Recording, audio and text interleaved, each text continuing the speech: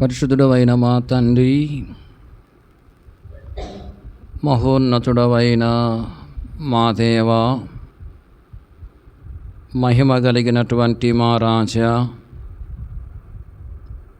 మీ పాద సన్నిధిలో చేరి మీ ప్రియ కుమారుడు మా రక్షకుడైన యేసుక్రీస్తు నామమున మీకు స్తోత్రమును చెల్లిస్తూ ఉంటున్నాం. ఇంతవరకు ఈ పరిచర్యలో మీరు మాకు సహాయం చేస్తూ వచ్చిన విధానము కొరకాయ మీకు స్తోత్రములు. మీ సన్నిధికి చేరి వచ్చిన వారిని బట్టి మిమ్మల్ని స్తుతిస్తున్నాం. మీ చిత్తమైతే ఇంకా రావలసిన వారిని దర్శించి మీ సన్నిధికి తోడుకుని రమ్మని మీకు మనవి చేస్తూ ఉంటున్నాం. నిలబడుతున్న మీ దాసుని మీరు కరుణించండి. అయోగ్యుడను నిష్ప్రయోజకుడను నాయన, మీ సన్నిధిని నిలిచి పరిచర్య చేయుటకు ఏమాత్రము అర్హత లేనివాడను. మీరు నన్ను కరుణించండి. మీ కలవరి సిలువ రక్తము చేత మీరు నన్ను కడిగి పవిత్రపరచండి. మీ సిలువ చాటును మరుగుపరుచుకుని మీ ఆత్మపూర్ణిగా చేసి అభిషేకించి వాడుకొనండి.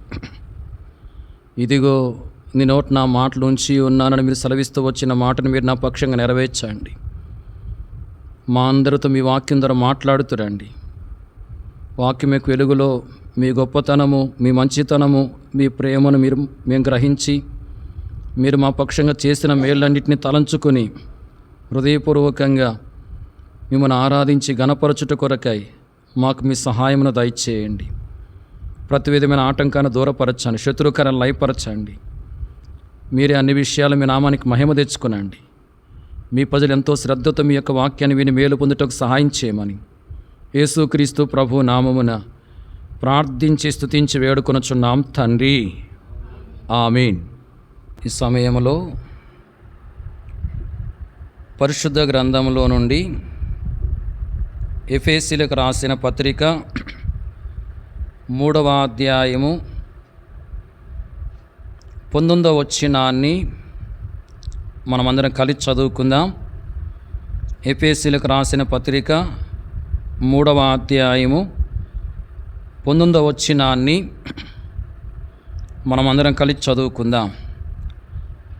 జ్ఞానమునకు మించిన క్రీస్తు ప్రేమను తెలుసుకొనుటకును తగిన శక్తి గలవారు కావాలననియు ప్రార్థించుచున్నాము. మనం చదువుకుంటూ వచ్చిన ఈ వాక్య భాగంలో మించిన అనే మాటను మనము గమనిస్తూ ఉంటున్నాం. ఈ సమయంలో మించిన అనే ఈ మాట రాయబడిన 3 సందర్భములను మనం చూద్దాం. ఈ 3 సందర్భాల్లో మన ప్రభు ఎలాంటి వాడో మనకు తెలియజేయబడుతుంది.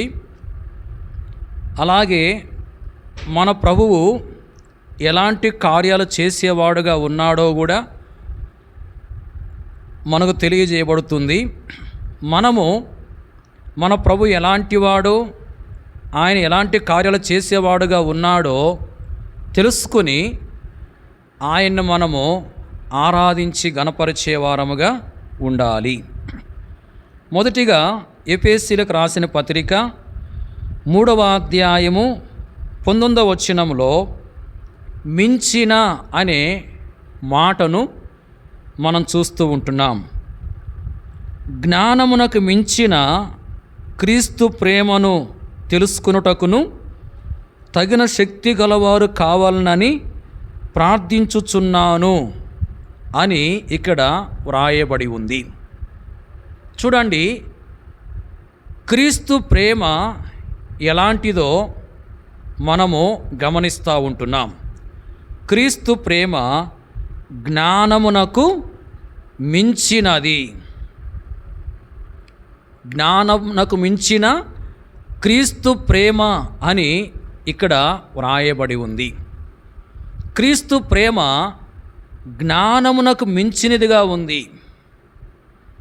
మరి ఈ క్రీస్తు ప్రేమను అనేకులు పొందుకున్నట్లు మనము గమనించవచ్చు. అంటే ఆ ప్రభువు అనేకుల ఎడల ప్రేమను చూపినట్లు పరిశుద్ధ గ్రంథములో వ్రాయబడి ఉంది.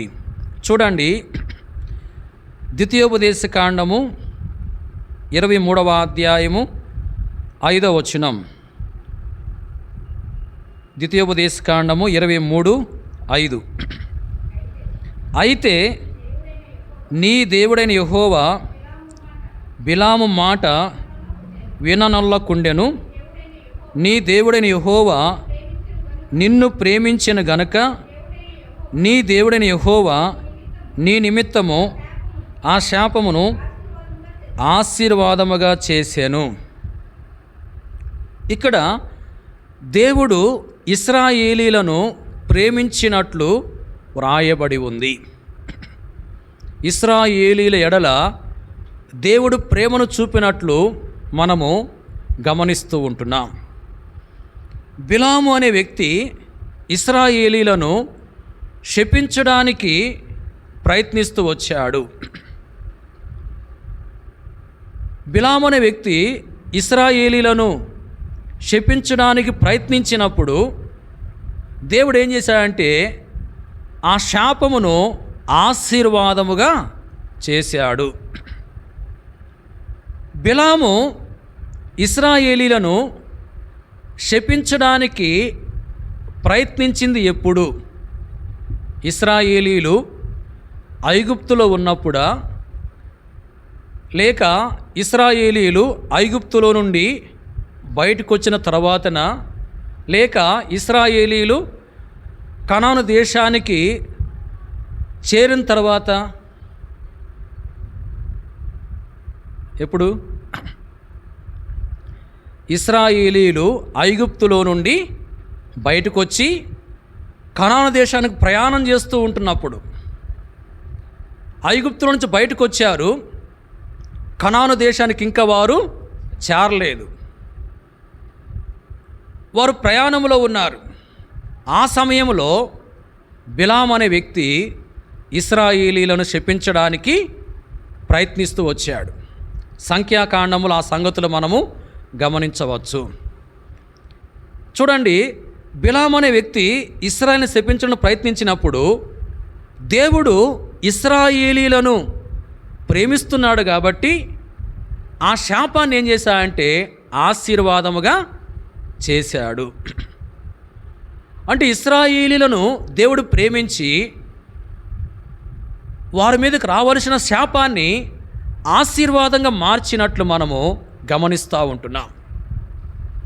అలాగే లోకంలో ఉన్న మానవులందరినీ కూడా ఆ ప్రభు ప్రేమించిన వాడుగా ఉన్నాడు. దేవుడు లోకమును ఎంతో ప్రేమించెను అని యోహాను సువార్త 3:16లో వ్రాయబడింది.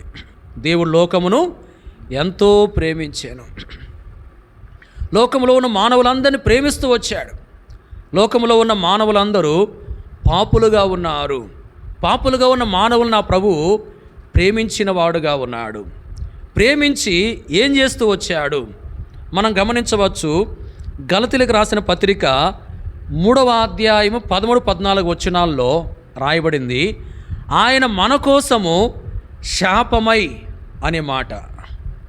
ఆయన మన కోసము శాపమై అంటే మన కోసం ఆయన శాపగ్రస్తునిగా చేయబడ్డాడు.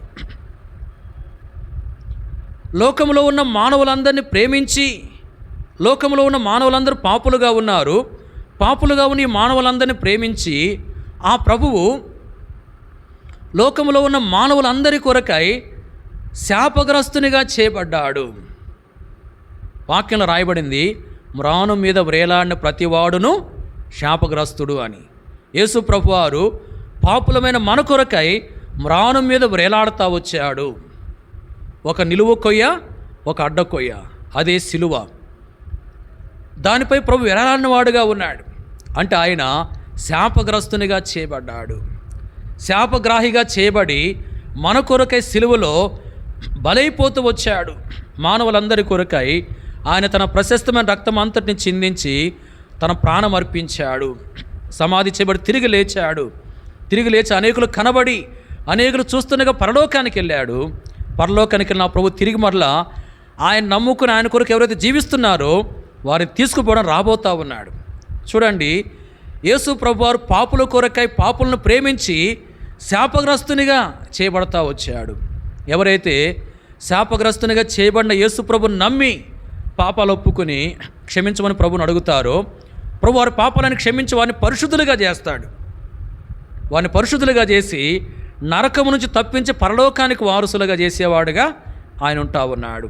కాబట్టి ఎవరైతే ఇంకా యేసు ప్రభుని నమ్ముకోకుండా మరి పరలోకానికి వారసులుగా చేయబడకుండా కొనసాగుతున్నారో, వారు ఇప్పుడైనా ప్రభుని అంగీకరించి ప్రభు కొరకు జీవించే దాని కొరకు తీర్మానం చేసుకోవాలని వాక్యం హెచ్చరిక చేస్తూ ఉంది. ఇప్పటికే రక్షణ పొందిన మన జీవితంలో గమనించండి, మనం ప్రభుని ఎరగకమును పాపులంగా ఉంటా వచ్చాం.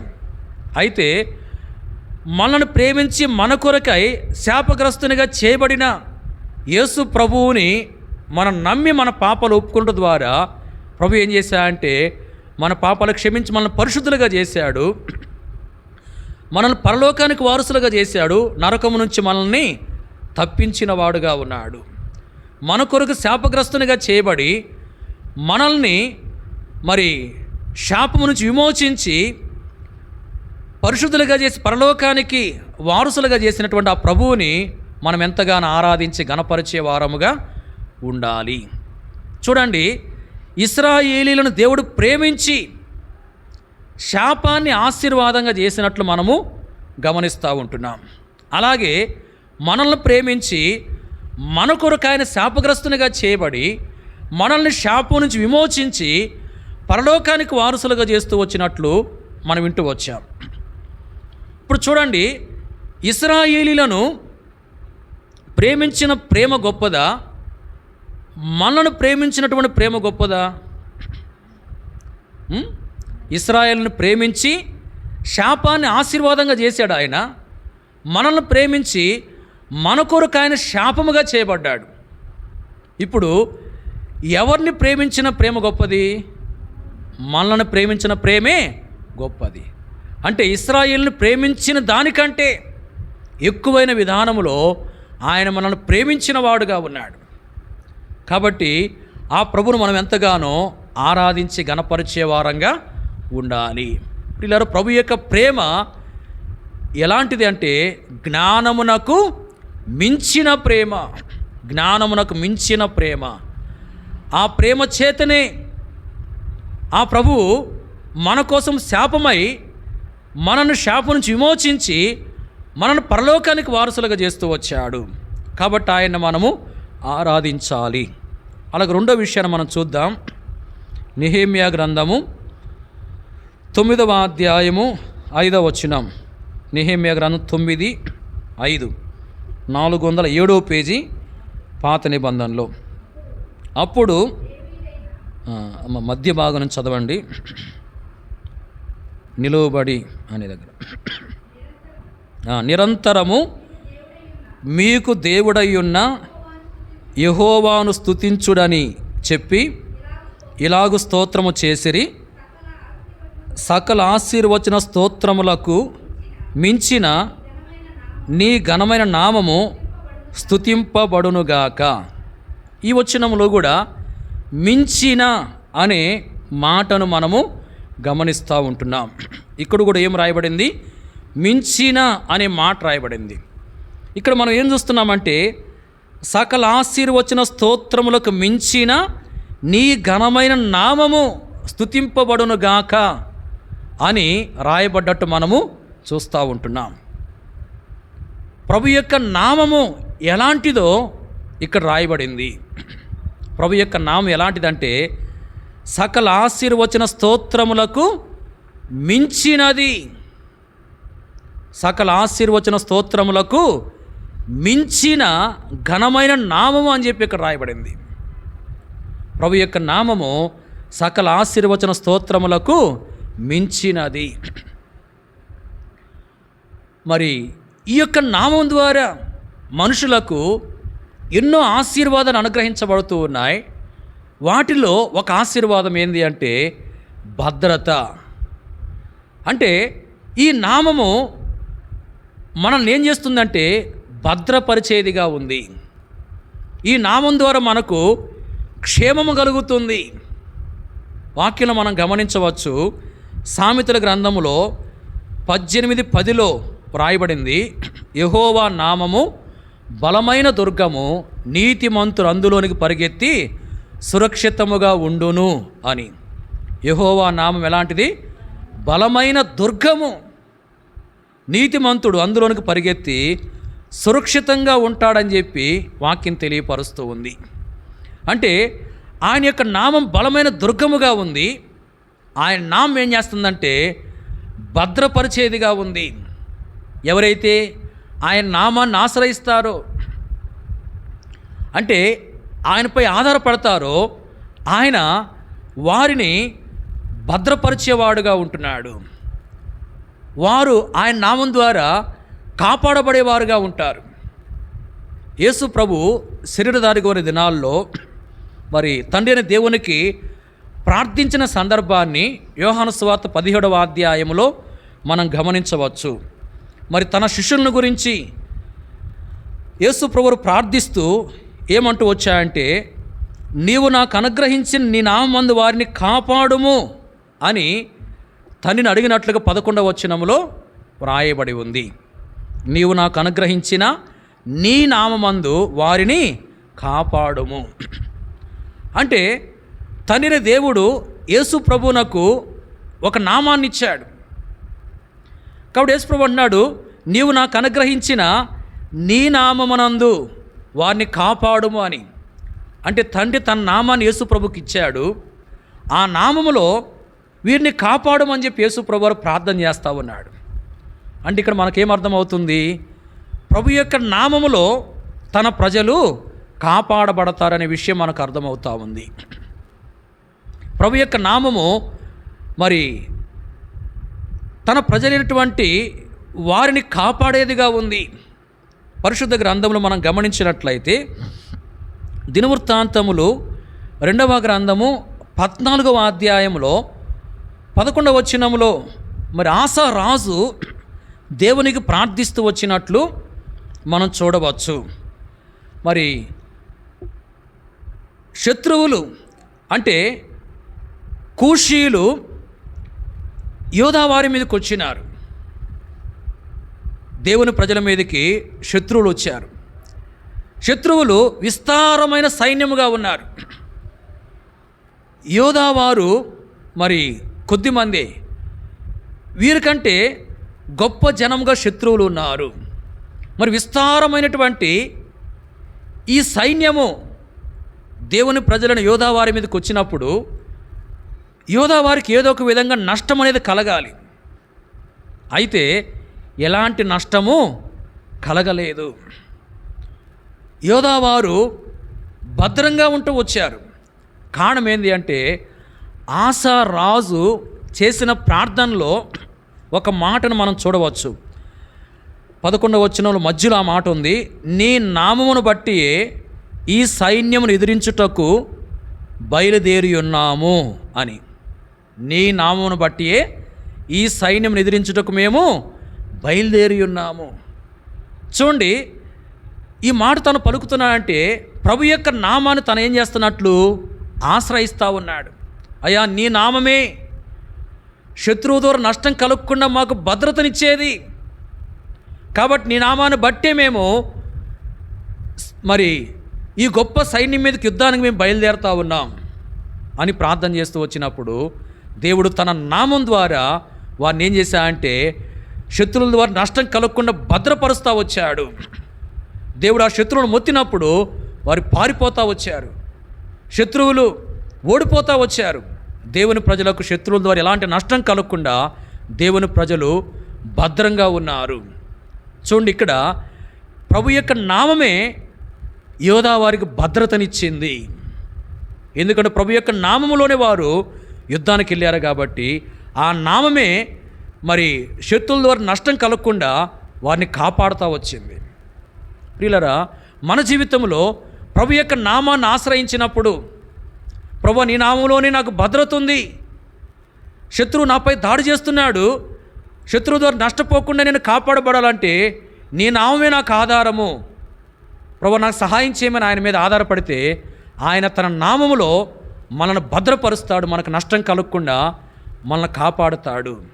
ఇలా ప్రభు యొక్క నామం ద్వారా మనము పొందే మేలులో ఒక మేలు ఏంటంటే భద్రతను పొందుతూ ఉన్నాం. ఆత్మీయంగా నష్టపోకుండా, భౌతికంగా కూడా నష్టపోకుండా ప్రభు యొక్క నామం ఏం చేస్తుందంటే మనల్ని భద్రపరిచేదిగా ఉంది. దాన్ని బట్టి ఆ ప్రభువును మనం ఎంతగానో ఆరాధించాలి. ప్రభు యొక్క నామము సకల ఆశీర్వచన స్తోత్రములకు మించిన నామము. ఆయన నామం ద్వారా మనకు అనుగ్రహించబడే ఆశీర్వాదం ఏంటి అంటే భద్రత. కాబట్టి మనం ఆయన్ను ఆరాధించాలి. మూడో మాట మనం చూద్దాం. చూడండి, కీర్తన 40వ కీర్తన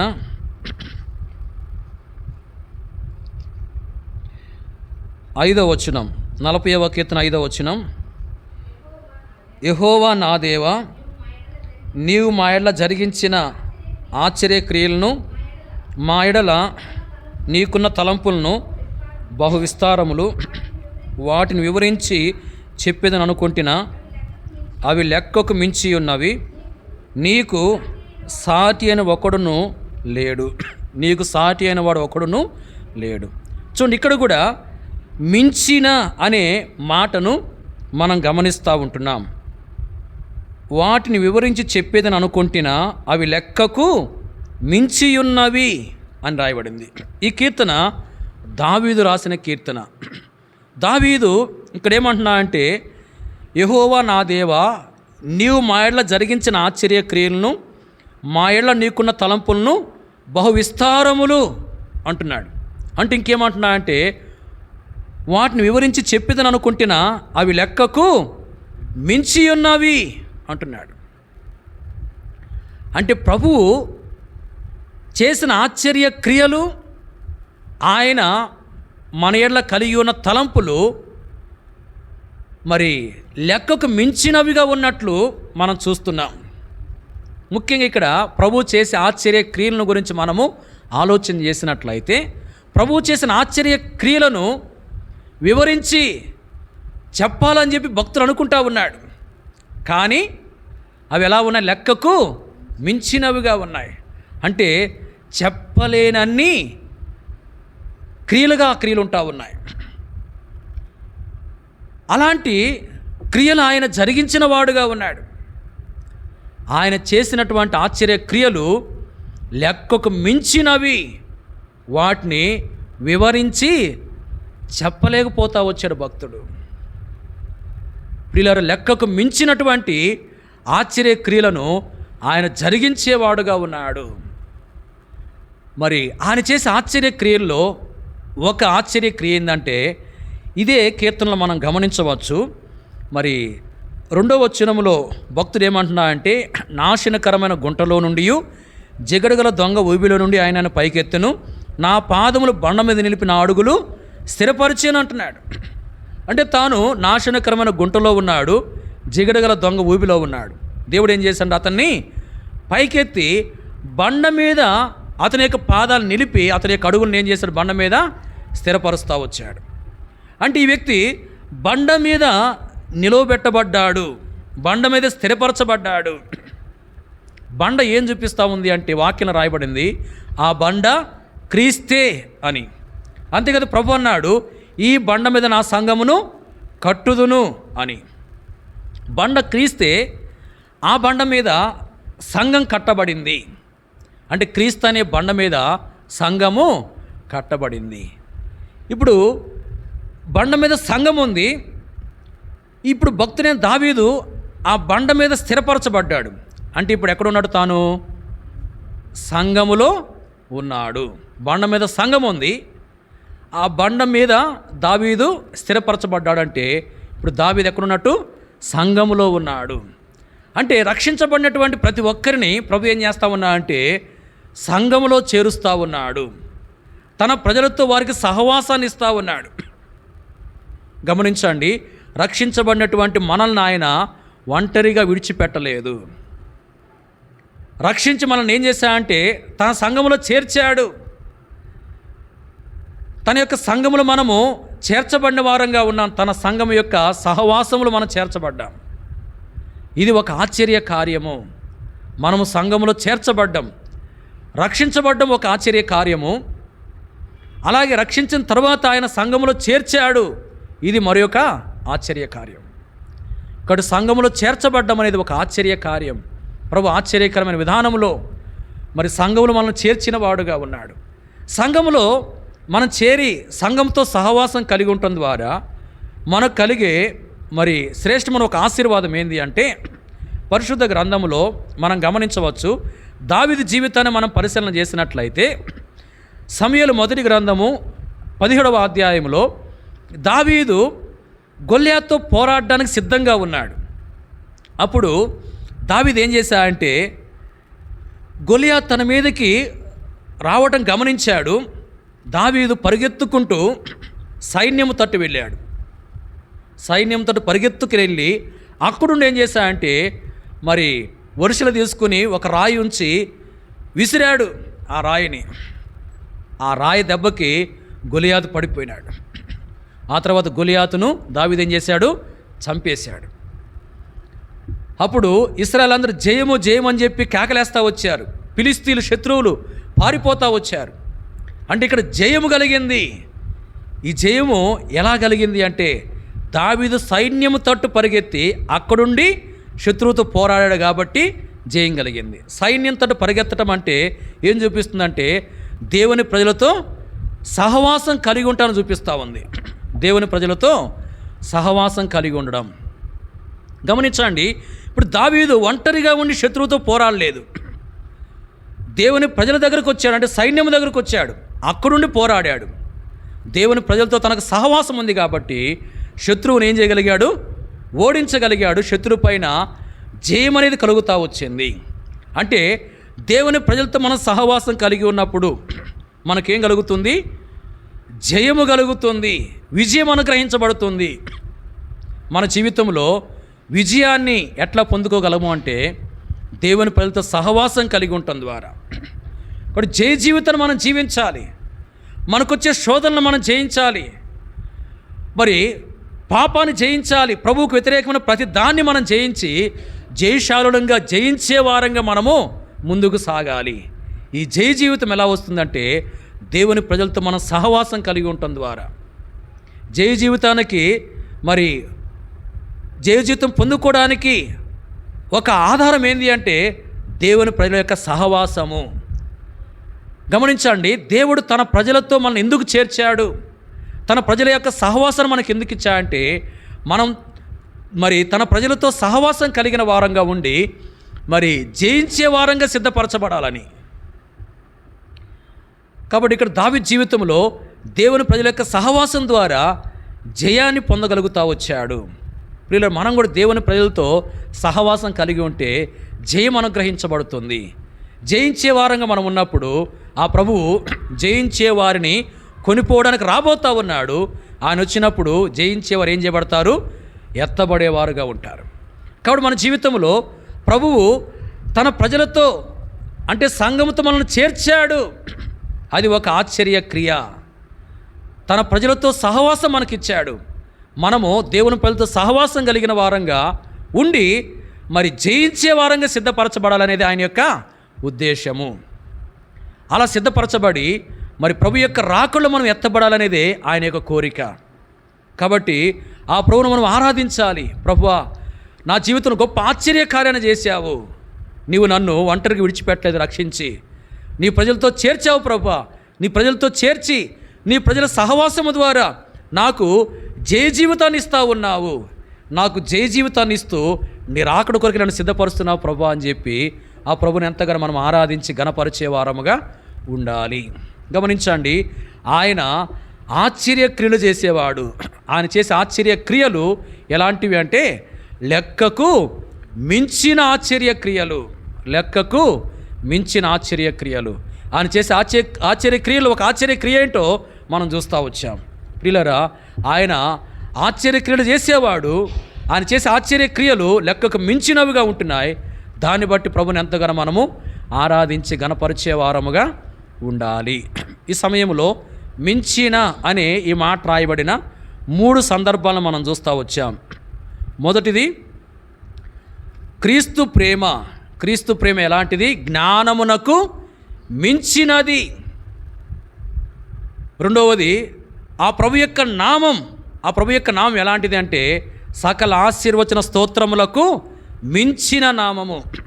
మూడవది ఆయన ఆశ్చర్యక్రియలు. ఆయన ఆశ్చర్యక్రియలు ఎలాంటివి అంటే లెక్కకు మించినవి. గమనించండి, ఆ ప్రభు యొక్క ప్రేమ జ్ఞానమునకు మించినదిగా ఉంది. ఆ ప్రభు యొక్క నామము సకల ఆశీర్వచన స్తోత్రములకు మించినదిగా ఉంది. ఆ ప్రభు యొక్క ఆశ్చర్యక్రియలు లెక్కకు మించినవిగా ఉన్నాయి. కాబట్టి ఇలాంటి దేవుణ్ణి, ఆయన ద్వారా పొందిన మేళ్ళన్నిటిని బట్టి మనం ఎంతగానో ఆరాధించి గణపరిచే వారముగా ఉండాలి.